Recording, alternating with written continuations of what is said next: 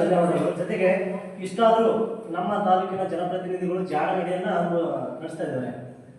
ಏನು ಗೊತ್ತಿದ್ರು ಗೊತ್ತಿರೋದಂಗೆ ಸುಮ್ಮನೆ ಮೂಗಿನ ಮೇಲೆ ತುಪ್ಪ ಅಷ್ಟೇ ಮಾಡ್ತಾ ಇದ್ದಾರೆ. ಎಲೆಕ್ಷನ್ ಬಂದಾಗ ಏನು ಹೇಳ್ತಾರೆ, ಪ್ರತಿಯೊಂದು ಹಳ್ಳಿಯಲ್ಲೂ ಅವಾಗ ನೆನಪಾತಾರೆ ಅನ್ನದಾತರು ಅಂತ.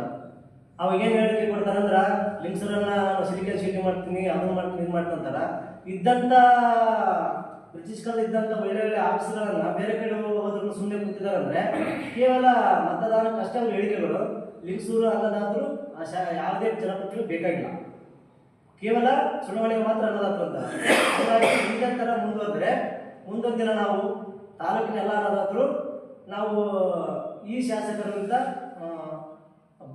ಮುಸ್ಕರ ಜೊತೆಗೆ ಮುಂದಿನ ಚುನಾವಣೆಗೆ ನಾವು ಅನ್ನದಾತರೆಲ್ಲ ಮತದಾನ ಬಯಸಿದ್ರೆ ಇಷ್ಟಪಡ್ತೀವಿ. ಯಾಕಂದ್ರೆ ಕೇವಲ ಅನ್ನದಾತರು ಎಲೆಕ್ಷನ್ ಸೀಮಿತಿಲ್ಲ, ಇಲ್ಲಿದ್ದ ಜನಪ್ರತಿನಿಧಿಗಳು ನಮ್ಮ ಅನ್ನದಾತರ ಬಗ್ಗೆ ಅಭಿಮಾನ ಇರಬೇಕು. ಅವರಿಗೆ ಎಷ್ಟು 8 ದಿನ ಕುಂತೀವಿ ಅಂದ್ರೂ ನಾವು ಕೇವಲ ಈ ತೋರಿಕೆಗೆ ಮಾತ್ರ ಹೇಳಿಕೆ ಕೊಡ್ತಾರಂದ್ರೆ ಇಲ್ಲಿದ್ದ ಅನ್ನದಾತರು ನಾವು ಅಂದ್ರೆ ಲೆಕ್ಕಕ್ಕಿಲ್ಲ ಅಂತ ಅರ್ಥ.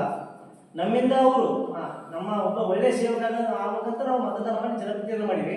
ನಮ್ಮ ಕುಂದಪರಿತೆಗಳು ನಮ್ಮ ಬಗ್ಗೆ ಅವರಿಗೆ ಗೊತ್ತಿಲ್ಲ ಅಂತಂದ್ರೆ ಇಂಥ ಜನಪ್ರತಿನಿಧಿ ನಾವು ಯಾಕೆ ಆಯ್ಕೆ ಮಾಡೋಣ? ಮುಂದಿನ ದಿನಮಾನಗಳಲ್ಲಿ ಒಬ್ಬ ಒಳ್ಳೆ ಅನ್ನದಾತರ ಬಗ್ಗೆ ಅಭಿಮಾನ ಇರತಕ್ಕಂಥ ಅನ್ನದಾತರನ್ನ ನಾವು ಮುಂದಿನ ಚುನಾವಣೆಗಳಲ್ಲಿ ನಿಲ್ಲಿಸ್ತೀವಿ. ಅವರಿಗೆ ನಾವು ಮತದಾನ ಮಾಡಕ್ಕೆ ಇಷ್ಟಪಡ್ತೀವಿ.